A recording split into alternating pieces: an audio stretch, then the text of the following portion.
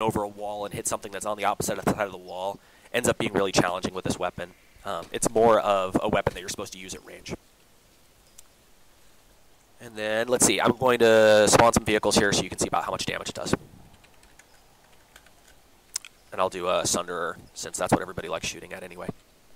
And of course, I'll spawn a TR Sunderer, because nobody likes them. Alright, here we go. There was the damage on the Sunderer. You can see what its health's at now. So that was one missile to the rear. Pretty decent damage. You can't dump fire it, or you can't, excuse me, you can't hip fire it. You have to go into iron sights to fire this weapon. But you can target at point blank. So there's three Phoenixes in, and about 3/4 damage. You wish you could do that? Give myself 1,000 ammo.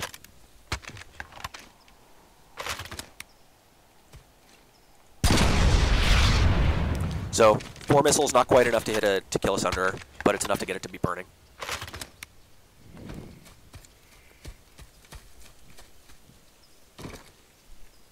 Where'd my Sunderer go?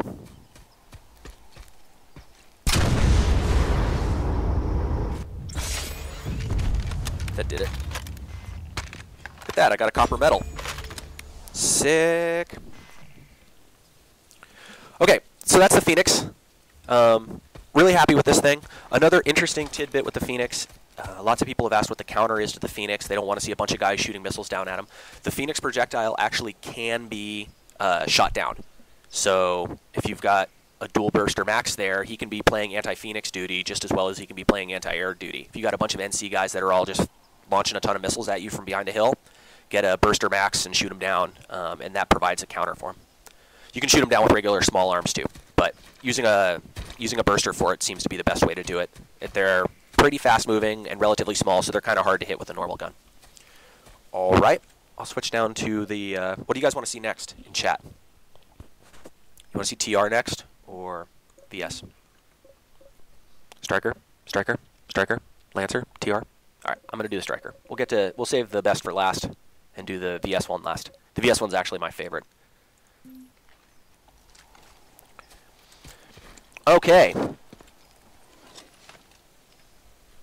Here's a Striker. Let me go into third person really quick and show you guys what it looks like from there. It's clip loaded. If you're paying really close attention as it's firing, you'll actually be able to see the rounds going down over here. But since you're in iron sights, you don't see it too often in first person. So this one, you can't fire without a lock. Can't fire it, dump fire. So I need to spawn a vehicle to be able to use it.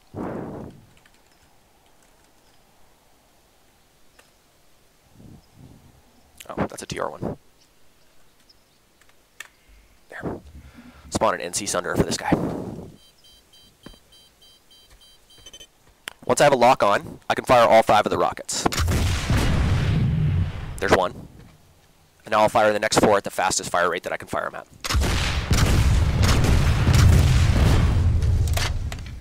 So the damage on an entire clip with the Striker is quite a bit higher than the damage on a single Phoenix.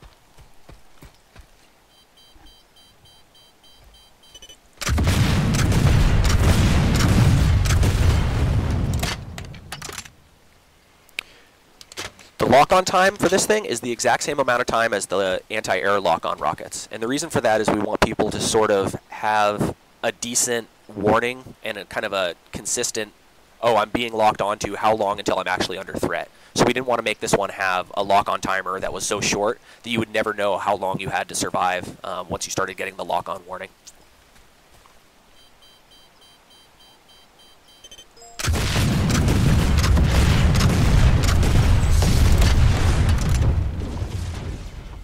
So as you can see, 3 clips with the Striker is enough to take out a Sunderer. So a little bit more damage per reload than the Phoenix has. And of course, since it has lock-on, it is arguably better against aircraft and fast-moving targets than the Phoenix, which requires a little bit more finesse to be able to hit something with. What else? What else? What else should we do with this thing? I can't really show you too much of how it moves around, except for against vehicles here. But let me show you its damage against a Vanguard.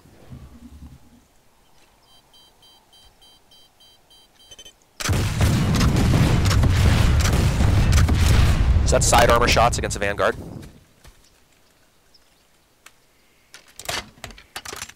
And then I'll do rear armor shots against Vanguard.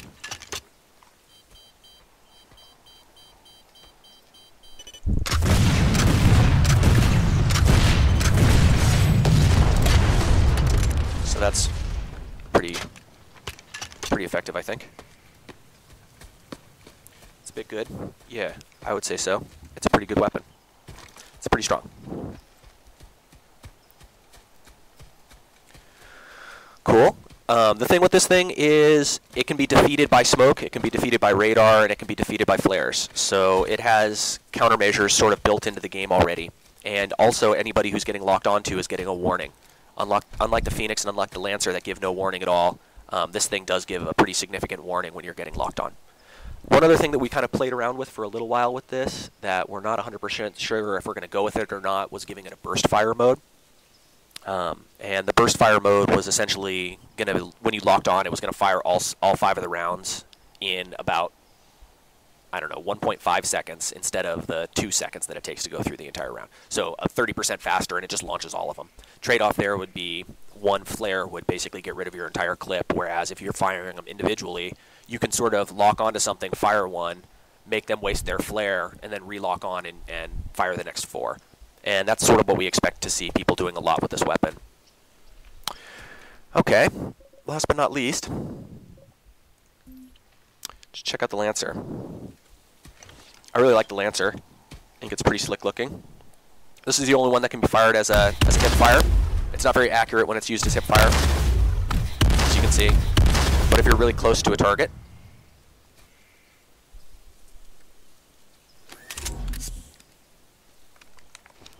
hold on, let me ban this asshole.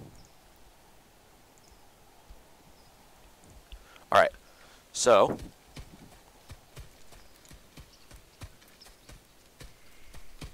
if you're really close to it, then it kind of works as hip fire. The first round of the shot is not as powerful. So you can definitely do this. And you can see it ticks off a pretty decent amount of damage on the Vanguard that way. But the real beauty of this guy is being able to use it more like this.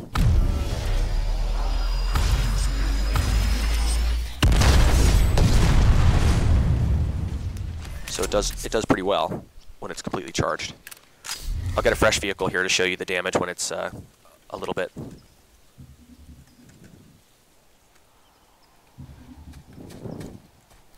newer.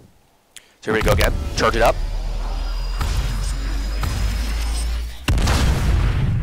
So here's the side damage. It's about 1/5 of a Sunderer's life. And then rear damage.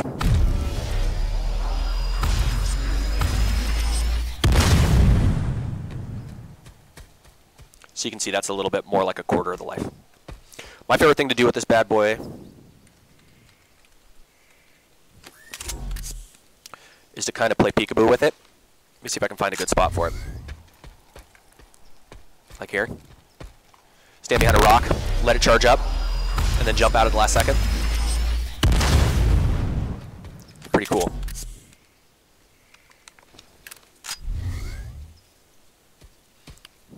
You want to see the damage against an ESF? I'll spawn a mosquito. There's your mosquito. Eyes on enemy aircraft. It's about half health of a mosquito. A little bit less than half. And then you can do this.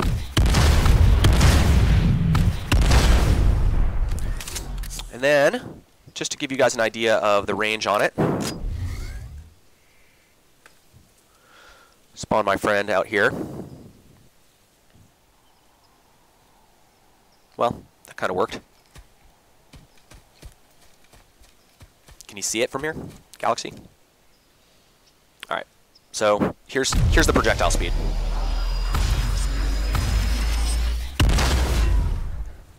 So I would call that nearly instantaneous. So those of you who are awesome with this will absolutely be able to use it to snipe aircraft. And it's going to be pretty painful. A couple things with it. It leaves a trail. So fire it like this. You can see that there's a trail pointing directly to what direction I'm going in. So if I fire this towards enemies, they're going to be able to see it. It's going to last a while, and it's going to point to directly where I'm at. So those guys who are getting shot at with this are going to know precisely where they're getting shot from. Aircraft that are flying by are absolutely going to be able to see these things and know where the guys who are shooting at them are. One thing that we've kind of talked about doing is making it so that while it's charging, there's a beam coming out of it the entire time. So guys that are getting charged at sort of understand the threat that they're under, which I think could be kind of cool.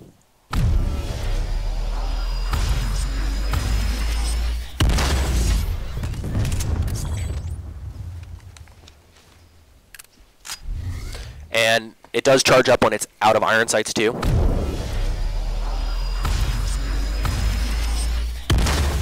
So you notice that charge back that it does, and it kind of has a little bit of a cool effect with the spinning of the ammo.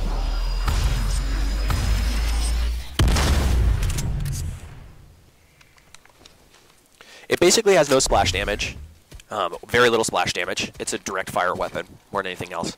And it's pretty weak against infantry. We don't intend for this thing to be something that you use to snipe infantry. It's really, really limited to vehicles. It can be used against maxes. It does damage against them. But infantry can resist the damage on it pretty well. Similar to the other explosives that just don't do a lot of splash damage. We didn't want this to be just a total sniper cannon. You can't switch between modes, so if you're charging in hip fire, you can switch down into iron sights. So that's good. You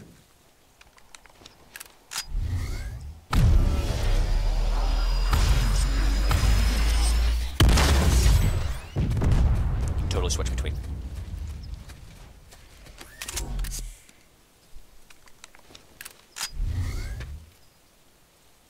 No, the striker actually doesn't lock onto maxes. That's something that we've been talking about a little bit, is giving the striker something that it can do against maxes, because it is the only one right now that's strictly anti-vehicle.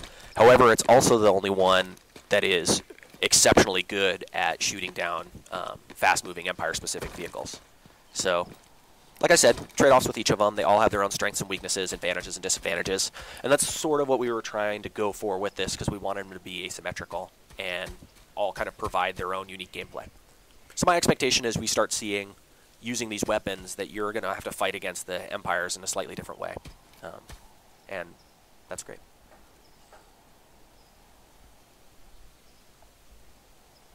I can't spawn infantry characters, unfortunately. I can just spawn vehicles on here. And since I'm on my own server right now, I don't have any of my my coworkers to log in.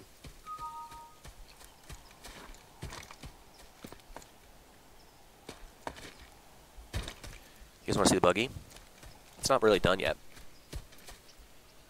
It's not fully textured yet.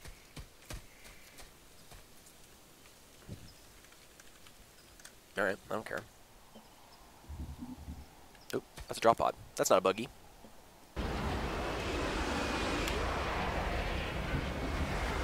There she blows.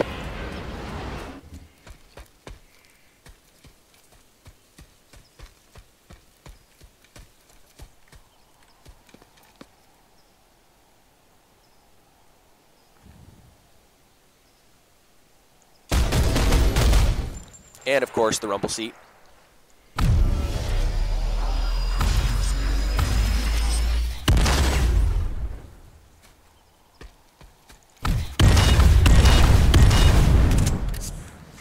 There she is. All right, guys, that's just a quick little preview of the rocket launchers. Hopefully these are going live on Monday morning. 3 a.m. is usually when we try to get our patches done. That's what we're targeting right now. There's a couple bugs that we're still working out with them.